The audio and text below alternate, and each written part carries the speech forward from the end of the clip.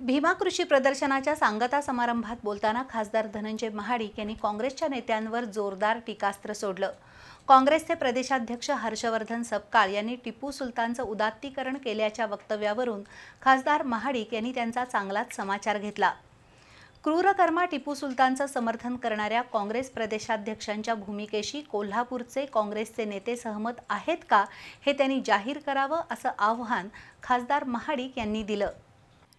भीमा कृषी प्रदर्शनाची आज सांगता झाली। यावेळी बोलताना खासदार धनंजय महाडिक यांनी काँग्रेसचे प्रदेशाध्यक्ष हर्षवर्धन सपकाळ यांनी टिपू सुलतानच्या उदात्तीकरण करणाऱ्या वक्तव्याचा खरपूस समाचार घेतला। काँग्रेसच्या प्रदेशाध्यक्षांनी केलेल्या वक्तव्याशी इथले काँग्रेसचे स्थानिक नेते सहमत आहेत का याचं उत्तर त्यांनी जाहीररित्या द्यावं असं आव्हान खासदार महाडिक यांनी दिलं आणि जोपर्यंत सपकाळ माफी मागत नाहीत तोपर्यंत त्यांना कोल्हापुरात प्रवेश दिला जाणार नाही असा इशारा दिला।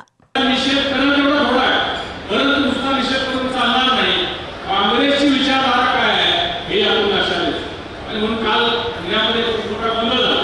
तुम्ही बघितले की ज्यावेळी भारतीय जनता पार्टीचे लोक निषेध करायला गेले त्यावेळी काँग्रेसचे लोक त्यांच्या अंगावर आले। म्हणजे हे मला अजिबात वाटतं आणि मला इकडे सुद्धा इथले माझे पालकमंत्री सुद्धा काल नुसता बळ होतं ते म्हणजे भाजपची गुंड प्रवृत्ती आहे।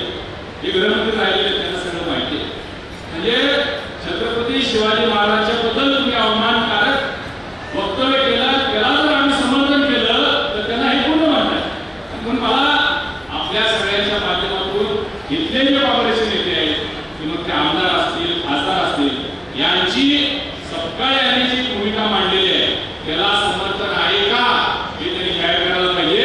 नसेल तर सपकाळांना कोल्हापूर जिल्ह्यामध्ये येऊन देणार नाही। ते भारतीय जनता पार्टीमध्ये कोल्हापूर बंद त्यांना आम्ही देणार नाही। त्यांनी माफी मागेपर्यंत त्यांनी माफी मागितलीच पाहिजे। छत्रपतीचा अवमान आम्ही कदापि सहन करणार नाही।